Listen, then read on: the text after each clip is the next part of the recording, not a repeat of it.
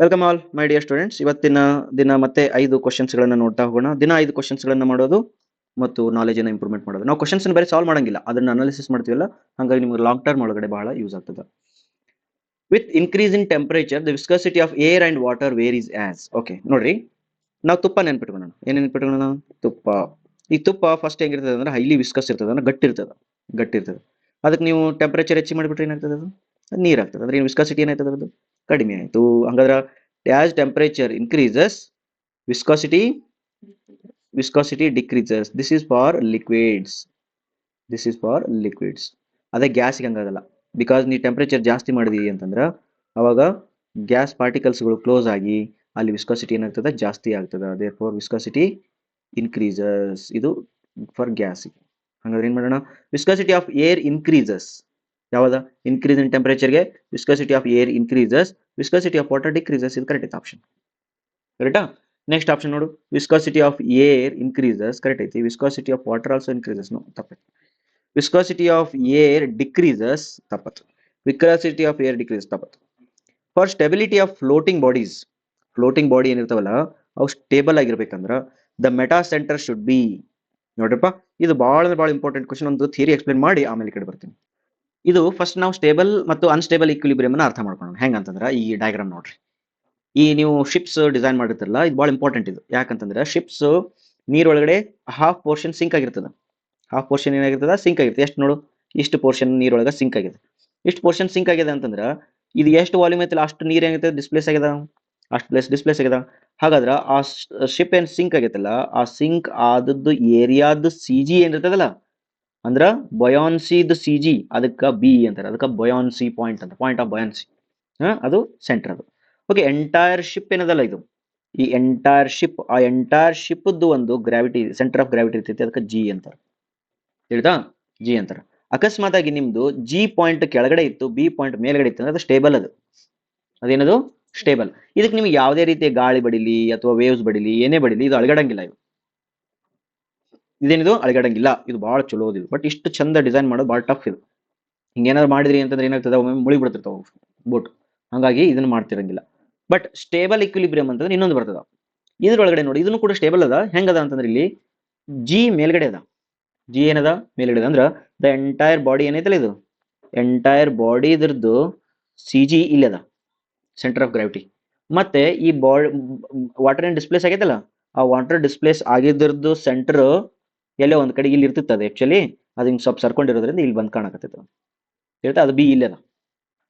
ಬಯಾನ್ಸಿ ಕೆಳಗದ ಮತ್ತೆ ಗ್ರಾವಿಟಿ ಮೇಲದ. ಹಿಂಗಿತ್ತಂದ್ರ ಬಯಾನ್ಸಿ ಕೆಳಗದ ಮತ್ತೆ ಗ್ರಾವಿಟಿ ಮೇಲದ ಈ ಡಯಾಗ್ರಾಮ್ ಒಳಗ, ಅಥವಾ ಇಲ್ಲಿನೂ ಕೂಡ ಬಯಾನ್ಸಿ ಕೆಳಗದ, ಗ್ರಾವಿಟಿ ಮೇಲದ. ಈ ಮೂರು ಕಂಡೀಷನ್ಸ್ ಏನದ ಹೇಳಿದ್ರೊಳಗ? ಗ್ರಾವಿಟಿ ಮೇಲದ, ಬಯಾನ್ಸಿ ಕೆಳಗದ. ಇಂಥ ಕಂಡೀಷನ್ಸ್ ಒಳಗಡೆ ಆಸಿಲೇಷನ್ ಆಗೋ ಚಾನ್ಸಸ್ ಇರ್ತೈತಿ. ಏನಂತಾರೆ ಇದಕ್ಕ? ಆಸಿಲೇಷನ್. ಅಳಿಗಾಡ್ತಾವು. ಯಾಕೆ ಆಸಿಲೇಷನ್ ಆಗ್ತಾವ ಅಂದ್ರೆ ಒಂದು ಸ್ವಲ್ಪ ಸಣ್ಣ ಒಂದು ನೀವು ಒಂದು ಮೊಮೆಂಟ್ ಅಪ್ಲೈ ಮಾಡಿದ್ರಿ ಅಂದ್ರೆ, ಹಾರಿಜಾಂಟಲ್ ಫೋರ್ಸ್ ಅಪ್ಲೈ ಮಾಡಿದ್ರಿ ಅಂದ್ರೆ ಅವಾಗ ಏನಾಗ್ತದೆ? ಒಂದು ಪರ್ಟಿಕ್ಯುಲರ್ ಪಾಯಿಂಟ್ ಒಳಗಡೆ ಆ ಬೋಟ್ ಏನಾಗುತ್ತೆ? ರೊಟೇಟ್ ಆಗಿ ಶುರು ಆಗ್ತದೆ. ಈ particular point, about that point rotate ಆಗುತ್ತಲ್ಲ, ಅದಕ್ಕೆ ಮೆಟಾ ಸೆಂಟರ್ ಅಂತ ಕರೀತಾರೆ. ತಿಳಿತಾ? ಆ ಮೆಟಾ ಸೆಂಟರ್ ಈ ಸ್ಟ್ರಕ್ಚರ್ ಕಿಂತ ಹೊರಗಡೆ ಇತ್ತು ಅಂದ್ರೆ, ಬಿ ಮತ್ತು ಜಿ ಇವೆರಡರದನ್ನು ಬಿಟ್ಟು ಮೇಲ್ಗಡೆ ಇತ್ತಂದ್ರೆ ಅವಾಗ ಅದು ವಾಪಸ್ ಬರ್ತದ. ನೀವು ಆಡಿಸಿ ನೋಡು, ಬೀಡಿಸಿ ನೋಡು, ಇದನ್ನ ಗೊಂಬೆನ ನೋಡಿರ್ತೀರಲ್ಲ, ಆ ಗೊಂಬೆ ಹೆಂಗ ಇರ್ತದೆ ಅಂತಂದ್ರೆ ಅದು ಒಟ್ಟ ಬೆಳಂಗಿಲ್ಲ. ಅದು ಗೊಂಬೆ ಯಾಕೆ ಬೆಳಂಗಿಲ್ಲ? ನೀ ಈ ಕಡೆ ಬಿಡಿಸಿದ್ರು ವಾಪಸ್ ಬಂದ್ ಕುಂದಿರ್ತದೆ. ಯಾವ ರೀತಿ ಡಿಸೈನ್ ಮಾಡಿದಾರೆ ಅಂದ್ರೆ ಅದು ಸ್ಟೇಬಲ್ ಇಕ್ವಿಲಿಬ್ರಿಯಂ ಆಗಿರ್ತದೆ. ಓಕೆ. ಅನ್ಸ್ಟೇಬಲ್ ಇಕ್ವಿಲಿಬ್ರಿಯಂ ಏನಾಗುತ್ತಂದ್ರೆ ಇದು ಮೆಟಾ ಸೆಂಟರ್ ಮಿಡಲ್ ಬಂದ್ಬಿಟ್ಟದ. ಮಿಡಲ್ ಬಂದ ಅಂದ್ರೆ ಇದು ಸೇಮೇ. ಬಟ್ ಇದ್ರೊಳಗಡೆ ನೀ ಏನೋ ಸ್ವಲ್ಪ ಹಾರಿಜಾಂಟಲ್ ಫೋರ್ಸ್ ಹಾಕಿದಿ ಅಂದ್ರೆ ಅವಾಗ ಇದು ಆಸಿಲೇಟ್ ಆಗಕ್ಕೆ ಶುರು ಆಗ್ತದ. ಬಟ್ ಇದು ಮೆಟಾ ಸೆಂಟರ್ ಮಿಡಲ್ ಬಂದಿದ್ದಕ್ಕೋಸ್ಕರ ಇಲ್ಲಿ ಪ್ರಾಬ್ಲಮ್ ಏನಾಗುತ್ತಂದ್ರೆ, ನೀನ್ ಮೊಮೆಂಟ್ ಹಾಕಿದಿ ಹಿಂಗ, ತಿಳಿತಾ? ಅದನ್ನ ರೆಜಿಸ್ಟ್ ಮಾಡಕ್ ಒಂದು ಮೂಮೆಂಟ್ ಜನರೇಟ್ ಆಗ್ತದ. ಆ ರೆಜಿಸ್ಟ್ ಮಾಡೋ ಮೂಮೆಂಟ್ ಜನರೇಟ್ ಆಗ್ತದ ಹಿಂಗ. ಬಟ್ ಈ ಸತಿ ಏನಾಗ್ಬಿಡುತ್ತೆ? ರೆಜಿಸ್ಟ್ ಮಾಡೋ ಮೂಮೆಂಟ್ ಜಾಸ್ತಿ ಜನರೇಟ್ ಆಗಿಬಿಡ್ತೈತಿ. ಅವಾಗ ಏನಾಗ್ತಿದ್ದು? ಇದು ಈ ಕಡೆ ನೀ ಬಗ್ಸಿದೆಲ್ಲ, ಅದಾದ್ಮೇಲೆ ಅದು ಈ ಕಡೆ ಡಬಲ್ ಆಗುತ್ತೆ, ಆಮೇಲೆ ಈ ಕಡೆ ಬಗುತ್ತೆ, ಆಮೇಲೆ ಈ ಕಡೆ ಬಗುತ್ತೆ, ಆಮೇಲೆ ಈ ಕಡೆ ಬಗುತ್ತೆ, ಆಮೇಲೆ ಈ ಕಡೆ ಬಗುತ್ತೆ, ಆಮೇಲೆ ಈ ಕಡೆ ಬಗುತ್ತೆ. ಏನಾಗುತ್ತೆ ಬಿಡ್ತಿದ್ದು? ಅನ್ಸ್ಟೇಬಲ್ ಐತಿದು. ಒಟ್ಟ ನಿಂದ್ರಂಗಿಲ್ಲ. ಅದು ನಿಂದಿರ್ತಂದ್ರೂ ಬಹಳ ತಾದ್ಮೇಲೆ ನಿಂದ್ರಾಕತ್ತೆ, ಬರೀ ಅಳಗಡಾಕತ್ತಿ ಬಿಡುತ್ತೆ. ಓಕೆ. ಇದಕ್ಕೆ ಅನ್ಸ್ಟೇಬಲ್ ಇಕ್ವಿಲಿಬ್ರಿಯಂ. ಇದು ಏನಾಗ್ಬೋದು? ಈ ಕಡೆ ಬಗ್ಗಿತ್ತಿದ್ದು, ಇದಕ್ಕೆ ರಿಸ್ಟೋರ್ ಮೂಮೆಂಟ್ ಬಂತು, ವಾಪಸ್ ನಿಂತು ಬಿಡ್ತು. ಹೌದಾ? ಅಂದ್ರೆ ಈ ಕಡೆ ಬಿದ್ದಿತ್ತು, ರಿಸ್ಟೋರ್ ಮೂಮೆಂಟ್ ಬಂತು, ನಿಂತ್ಕೊಂತು, ಮುಗಿಯಿತು, ಸ್ಟೇಬಲ್ ಆಗ್ತದೆ. ಬಟ್ ಇದು ಹಿಂಗೊಮ್ಮೆ ಮಾಡಿ ಬರ್ತದೆ. ಬಟ್ ಭಾಳ ಡೇಂಜರ್. ನ್ಯೂಟ್ರಲ್ ಐತಿ. ಎಲ್ಲಿ? ನಿಮ್ದು ಮೆಟಾ ಸೆಂಟರ್ ಪಾಯಿಂಟ್ ಮತ್ತು ಬಿ ಪಾಯಿಂಟ್ ಎರಡು ಏನಾಗ್ಬಿಟ್ಟವ ಸೇಮ್ ಆಗಿಬಿಟ್ಟವ. ನಾ ಹಿಂಗ ಅಪ್ಲೈ ಮಾಡಿದೆ ಫೋರ್ಸ್ ಅಂದ್ರೆ ಇದು ಆಸಿಲೇಟ್ ಏನೋ ಆಯ್ತು, ಆಸಿಲೇಟ್ ಆಯ್ತು, ಬಟ್ ಆಸಿಲೇಟ್ ಆಗಿ ನಿಂತ್ಬಿಡ್ತು. ಅದಕ್ಕೆ ರೆಜಿಸ್ಟಿಂಗ್ ಮೊಮೆಂಟ ಬರವಲ್ತು, ಹಿಂಗೆ ವಾಪಸ್ ಬರಲಿಲ್ಲ. ಅದು ಹಿಂಗೆ ಬಗ್ಗಿದೆ, ಹಿಂಗೆ ಬಿದ್ದುಬಿಡ್ತು. ಬಿದ್ದಿಲ್ಲ, ಅದು ಪೂರಾ ಬಿದ್ದಿಲ್ಲ, ಬಟ್ ಒಂದು ಯಾವುದೋ ಒಂದು ಇಕ್ವಿಲಿಬ್ರಿಯಂ ಅಟೈನ್ ಮಾಡ್ಕೊಂಡು ನಿಂತ್ಬಿಡ್ತದೆ. ಹಾಗಾಗಿ ಇದು ನ್ಯೂಟ್ರಲ್ ಕಂಡೀಷನ್, ಇದು ಅನ್ಸ್ಟೇಬಲ್, ಇದು ಸ್ಟೇಬಲ್, ಇದೆಲ್ಲ ಬಂತು. ಇದರೊಳಗಡೆ ಏನು ಕನ್ಕ್ಲೂಷನ್ ಅಪ್ಪ ಅಂತಂದ್ರೆ ನೀವು ನೆನ್ಪಿಟ್ಕೋಬೇಕು. ಫಸ್ಟ್ ಕೇಸ್ ಯಾವಾಗಲೂ ಪ್ರಿಫರೆನ್ಸ್ ಏನು ಮಾಡ್ಬೇಕಂದ್ರೆ ಜಿ ಕೆಳಗಿರಬೇಕು, ಬಿ ಮ್ಯಾಲೆ ಇರಬೇಕು. ಇದು ಪ್ರಿಫರೆನ್ಸ್. ಇದು ತಿಳಿದಾ? ಎರಡನೇದು ಏನಪ್ಪಾ ಅಂತಂದ್ರೆ ಆಗಂಗಿಲ್ರಿ ಸರ್ ಅನ್ನೋದಾತಂದ್ರ ನೀ ಬಿ ಕೆಳಗಿಟ್ಕೋ, ಜಿ ಮ್ಯಾಲೆ ಇಟ್ಕೋ. ಬಟ್ ಇವೆರಡು ರೊಟೇಟ್ ಆದ್ಮೇಲೆ ನಿಮ್ದು ಎಮ್ ಮ್ಯಾಲ್ಗಡೆ ಬರಬೇಕು. ಇದಕ್ಕೆ ಅರ್ಥ ಏನಂತಂದ್ರೆ, ಇದರ ಅರ್ಥ ಏನಂತಂದ್ರೆ ಬಿ ಎಂ ಏನೈತಲ್ಲ ಇದು distance, B M must be greater than B G ಇರಬೇಕು. ಏನ್ ಬರ್ತೀನಿ B M should be greater than B G. ಇದು ಕಂಡೀಷನ್ ಇತ್ತಂದ್ರೆ ಇದಕ್ಕೆ ಏನಂತ ಇದಕ್ಕೆ ಸ್ಟೇಬಲ್ ಇಕ್ವಿಲಿಬ್ರಿಯಂ ಅಂತಾರೆ. ಸ್ಟೇಬಲ್ ಇಕ್ವಿಲಿಬ್ರಿಯಂ ಅಂತಾರೆ. ಸಮ್ಟೈಮ್ಸ್ ಏನಾಗ್ತದೆ, ಈಗ ಜಿ ಮಿಡಲ್ ಬಂದದ, ಬಿ ಕೆಳಗೆ ಬಂದದ, ನೆಕ್ಸ್ಟ್ ನಿಮ್ ಎಂ ಏನಾಗ್ಬಿಟ್ಟದ, ಎಂ ಮಿಡಲ್ ಬಂದ್ಬಿಟ್ಟದ. ಅವಾಗ ಏನಾಯ್ತು ನೋಡಿ, ಈಗ B M is less than B G, B M less than B G ಬಂತು. ಹಿಂಗೆ ಬಂತ ಇದಕ್ಕೆ ಅನ್ಸ್ಟೇಬಲ್ ಅಂತಾರೆ. ಇದಕ್ಕೆ ಅನ್ಸ್ಟೇಬಲ್ ಅಂತಾರೆ. ಅಕಸ್ಮಾತ್ B M equal to B G ಇತ್ತಂದ್ರೆ ನ್ಯೂಟ್ರಲ್ ಅಂತ, ನ್ಯೂಟ್ರಲ್ ಅಂತ ಕರಿತಾವೆ. ತಿಳಿತಾ? ಓಕೆನಾ? ಓಕೆ, ಇದನ್ನ ಕನ್ಸಿಡರ್ ಮಾಡಿ ನಮ್ಮ ನೆಕ್ಸ್ಟ್ ಕ್ವಶನ್ ನೋಡೋಣ ಅದು ಹೆಂಗಿತ್ತಂತ. ನಿಮಗೆ ಅದು ಪೂರ್ತಿಯಾಗಿ ಅರ್ಥ ಆಗ್ತದೆ. ಓಕೆ, ಈ ಕ್ವಶನ್ ನೋಡ್ರಿ. ಈಗ for stability of a floating bodies, ಈಗ ನಾವು ಮಾತಾಡಿದೆಲ್ಲ ಫ್ಲೋಟಿಂಗ್ ಬಾಡಿನ, ಹೌದಲ್ಲ? For the stability of the floating bodies the metacentre should be ಅಂತ ಕೇಳಕತ್ತಾರೆ. ಹೇಳ್ರಿ, metacentre should be above the centre of gravity, below the centre of gravity, above the centre of buoyancy, below the centre of buoyancy. First one. Okay, first ಇಲ್ಲಿ ನೋಡ್ರಿ, centre of gravity ಇದ್ರ ಮೇಲೆ ಇರಬೇಕಾ, below the centre of gravity ಬೇಡ? Buoyancy ಕೇಳ್ಯಾರ ನೋಡು, metacentre ಕೇಳ್ಯಾರ. Okay, metacentre ಕೇಳ್ಯಾರ ಅಂದ್ರೆ ಅರ್ಥ ಮೆಟಾ ಸೆಂಟರ್ ಬಗ್ಗೆ ಮಾತಾಡಕತ್ತಾರ ಅಂದ್ರೆ ಅರ್ಥ ಇದು ಬಿಟ್ಟು ಬಿಡ್ಬೇಕಿದ್ ಒಂದೇ ದಿನ. ಹೇಳ್ತಾ, ಮೆಟಾ ಸೆಂಟರ್ ಬಗ್ಗೆ ಮಾತಾಡಕತ್ತಾರ ಅಂದ್ರೆ ಬಿಟ್ಟು ಬಿಡ್ಬೇಕಿದ್ನ, ಬೇಕಾದ್ರೆ ಇದ್ರೊಳಗೆ ಮೆಟಾ ಸೆಂಟರ್ ಇಲ್ಲ. ಇಲ್ಲಿ ಬರ್ತೀವಿ. ಈಗ ಮೆಟಾ ಸೆಂಟರ್ ಎಲ್ಲಿ ಇರಬೇಕು? ಅಬೋವ್ ದ ಗ್ರಾವಿಟಿ ಮೇಲೆ ಇರಬೇಕು. ಬಿಲೋ ದ ಗ್ರಾವಿಟಿ ಇತ್ತಂದ್ರೆ ತಪ್ಪಾಗುತ್ತೆ. ಆಮೇಲೆ ಇದು ವಿದಿನ್ ದ ಗ್ರಾವಿಟಿ ಇತ್ತಂದ್ರೂ ತಪ್ಪಾಗುತ್ತೆ. ದಟ್ಸ್ ವೈ ನಮ್ಗೆ ಏನ್ ಬೇಕೀಗ, above the centre of gravity correct ಅನ್ಸುತ್ತೆ. ತಪ್ಪ ಅನ್ಸುತ್ತಾ? ಕರೆಕ್ಟಾ? ನೋಡ್ರಿ, ಇನ್ನೊಂದ್ಸತಿ ಯೋಚನೆ ಮಾಡ್ರಿ. Above the centre of gravity is the correct answer. ಓಕೆನಾ? Any doubt here? Below the centre of ಇವೆಲ್ಲ ತೆಗೆದಾಗ ಇನ್ನೊಂದ್ಸತಿ ಹಿಂಗೂ ಕೇಳ್ಬೋದು ನೀವು. B M B G relation ಮಾಡಿನೂ ಕೂಡ ನಿಮ್ ಕ್ವಶನ್ ಅನ್ನ ಕೇಳ್ಬೋದು. ನೆಕ್ಸ್ಟ್ ಹೋಗೋಣ. Okay, vessel containing water of depth H. Vessel ಒಳಗಡೆ ವಾಟರ್ ಐತಿ, ಡೆಪ್ತ್ ಎಷ್ಟೈತಿ ಇದಕ್ಕೆ? ಹೆಚ್ ಐತಿ. Is accelerated upward, depth h is accelerated upward with an acceleration of g by 2. The pressure at the bottom of the vessel is. ಇಲ್ಲಿ ಒಂದು ಸ್ವಲ್ಪ ವಿಚಿತ್ರ ಇದೆ. ದ ವೆಸಲ್ ಒಳಗಡೆ ವಾಟರ್ ಅದ, ಇದಕ್ಕೆ ಎಕ್ಸಲರೇಷನ್ ಮಾಡ್ಕೊಂತಿದ್ರ, ಅದಕ್ಕೆ ಹೆಂಗ್ ಬರ್ತದೆ ಅಂತ ನೋಡೋಕೆ. ಇದಕ್ಕೆ direct rho G H equation ಹಾಕಕ್ ಬರಂಗಿಲ್ಲ. ಈ ಕ್ವಶನ್ ಇಂಟ್ರೆಸ್ಟಿಂಗ್ ಕ್ವಶನ್ ಇದು. ಯಾಕೆ ಇಂಟ್ರೆಸ್ಟಿಂಗ್ ಕ್ವಶನ್ ಅಂದ್ರೆ, ನೀವು ಲಿಫ್ಟ್ ಒಳಗೆ ಹೋಗ್ತಿರ್ತೀರಿ ಗೊತ್ತಾ? ಲಿಫ್ಟ್ ಒಳಗೆ ಹೋಗ್ತಿರ್ಬೇಕಾದಾಗ ನೀವು ಮೇಲೆ ಹೋಗ್ತಿರ್ಬೇಕಾದ್ರೆ ನಿಮ್ಗೆ ವೇಟ್ ಜಾಸ್ತಿ ಆದ ಫೀಲ್ ಆಕೈತಿ, ಹೌದಲ್ಲ?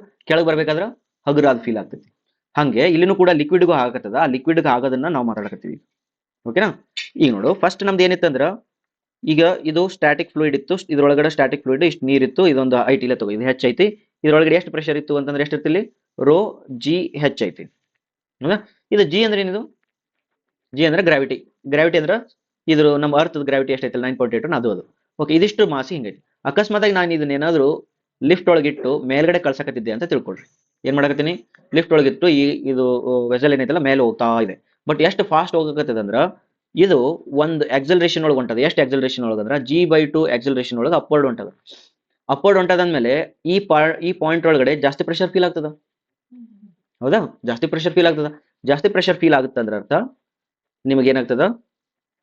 ಜಾಸ್ತಿ ಪ್ರೆಷರ್ ಫೀಲ್ ಆಗುತ್ತಂದ್ರೆ ಅದು rho G plus A acceleration into H ಆಗ್ತದೆ. ಇಲ್ಲಿ ಎ ಅಂದ್ರೆ ಏನ್ ಕೊಟ್ಟಾರ ಅವರು? Rho G plus G by 2 into H equal to ಏನ್ ಬರ್ತದ? ಜಿ ಪ್ಲಸ್ ಜಿ ಬೈ 2 ಅಂದ್ರೆ 3/2 ಜಿ. 3/2 ಅಂತಂದ್ರ ಐತಲ್ಲ 3/2 ರೋ ಜಿ ನ ಅವ್ರ ಗಾಮ ಅಂತ ಬರ್ಕೊಂತಾರ. ತಿಳಿತಾ? ಇದಕ್ಕೆ ನಿಮ್ಗೆ ಬೆಸ್ಟ್ ಎಕ್ಸಾಂಪಲ್ ಏನ್ ಹೇಳ್ತೀನಿ ಗೊತ್ತಾ? ನೀವು ಮನೆ ಒಳಗಡೆ ಒಂದು ಬಕೆಟ್ ತಗೊಳ್ತೀರಿ. ಒಂದು ಬಕೆಟ್ ತಗೊಂಡು ಈಗ ನಿಚ್ಚುಣಿಕೆ ಹತ್ತಿರ್ತೀರಿ ಗೊತ್ತಾ? ನಿಚ್ಚುಣಿಕೆ ಹತ್ತಿರ್ಬೇಕಾದ್ರೆ ಒಂದು ಬಕೆಟ್ ತಗೊಂಡು ನಿಚ್ಚುಣಿಕೆ ಹತ್ತಿರ್ಬೇಕಾದ್ರೆ ಆ ಬಕೆಟ್ ಮ್ಯಾಲೆ ಹೋದಂಗೆಲ್ಲ ವಜ್ಜೆ ಆಗಕ್ಕೆ ಶುರು ಆಗ್ತಿತ್ತು. ಮ್ಯಾಲೆ ಹೋದಂಗೆಲ್ಲ ವಜ್ಜೆ ಆಗ್ತದೆ. ಯಾಕಂದ್ರೆ ನೀವು ಮೇಲೆ ಹೋಗ್ತಾ ಇದ್ದೀರಿ ಅಂತಂದ್ರೆ ಅದು ವಜ್ಜೆ ಆಗ್ತಿರ್ತದೆ. ಇನ್ನೊಂದು ಅಬ್ಸರ್ವ್ ಮಾಡಿರ್ಬೋದು ನೀವು, ಇದನ್ನ ಆಲ್ಮೋಸ್ಟ್ ಅಬ್ಸರ್ವ್ ಮಾಡಿರ್ತೀವಿ. ಒಂದು ಬಕೆಟ್ ಅಪ್ಪ, ಈ ಬಕೆಟನ್ನು ನೀವು ನೆಲದಿಂದ ಇಷ್ಟು ಎತ್ತರಕ್ಕೆ ಹಿಡ್ಕೊಂಡು ಹೊಂಟಿದ್ರಿ ಅಂತಂದ್ರೆ ಏನೂ ಆಗಿರಂಗಿಲ್ಲ ಅದು, ಹೌದಾ? ಈ ಬಕೆಟ್ನ ಮ್ಯಾಲೆ ಎತ್ತಿದ್ರೆ ಏನಾಗ್ಬಿಡ್ತದೆ, ಇದು ಕೆಳಗೆ ಬುಡ ಒಡೆದು ಕೆಳಗೆ ನೀರು ಚೆಲ್ಬೋದು. ಅರ್ಥ ಅಕಸ್ಮಾತ್ ಇಲ್ಲಿ ಏನೋ ಸರಿ ಇದ್ದಿಲ್ಲ ಅಂದ್ರೆ ಅಥವಾ ಮಣ್ಣಿತ್ತು ಅಂತ ತಿಳ್ಕೊಳ್ರಿ, ಹಿಂಗೆ ಇದನ್ನ ಮ್ಯಾಲೆ ಹಂಗೆ ಎತ್ತಂಗಿಲ್ಲ ಎತ್ಕೊಂಡು ಮೇಲೆ ಹೋದಂಗಿಲ್ಲ ಮೇಲೆ ಹೋದ್ರೆ ಕೆಳಗೆ ಬಿದ್ದು ಬಿಡ್ತೈತಿ ಇದು.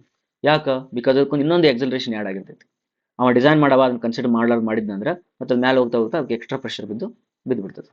ಅರ್ಥ? ಇದಕ್ಕೆ ಇನ್ನೊಂದು ಎಕ್ಸಾಂಪಲ್ ಹೇಳ್ತೀನಿ ನಿಮ್ಗೆ. ಗುಡ್ಡ ಹತ್ತವತ್ನಾಗ ಸ್ಟ್ರೆಸ್ ಫೀಲ್ ಆಗ್ತಿರ್ತದೆ, ಗುಡ್ಡ ಇಳಿಬೇಕಾದಾಗ ನಡೀತೈತಿ. ಗುಡ್ಡ ಹತ್ತಿರ್ಬೇಕಾದಾಗ ಸ್ಟ್ರೆಸ್ ಯಾಕೆ ಫೀಲ್ ಆಗುತ್ತೆ ಅಂದ್ರೆ ಸರ್ ಅದು ಹತ್ತಬೇಕಲ್ರಿ ಅಂತ. ಹಂಗಲ್ಲ, ಅಗೇನ್ಸ್ಟ್ ಗ್ರಾವಿಟಿ ಹೊಂಟಿವ್ರಿ, ಅದು ಕರೆಕ್ಟ್ ಆನ್ಸರ್. ಬಟ್ ಅದ್ರ ಜೊತೆಗೆ ಏನಾಗುತ್ತೆ ಅಂದ್ರೆ ನಿಮ್ಮ ಸ್ಕಿನ್ ಒಳಗಡೆ ಪ್ರತಿ ಬಾಡಿ ಎಲಿಮೆಂಟ್ಸ್ ಒಳಗೂ ಕೂಡ ಪ್ರೆಷರ್ ಜಾಸ್ತಿ ಆಗುತ್ತೆ.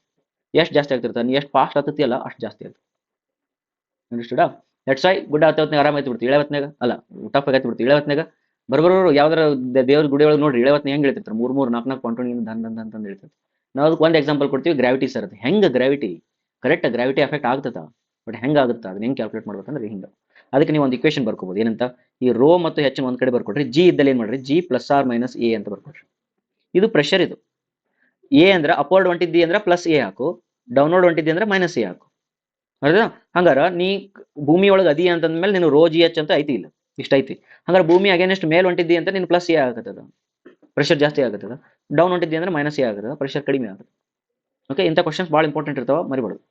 ನೆಕ್ಸ್ಟ್ ನೋಡ್ರಿ, the point in a immersed body through which the resultant pressure of the liquid may be taken to act is known as. ಹೇಳ್ರಿ,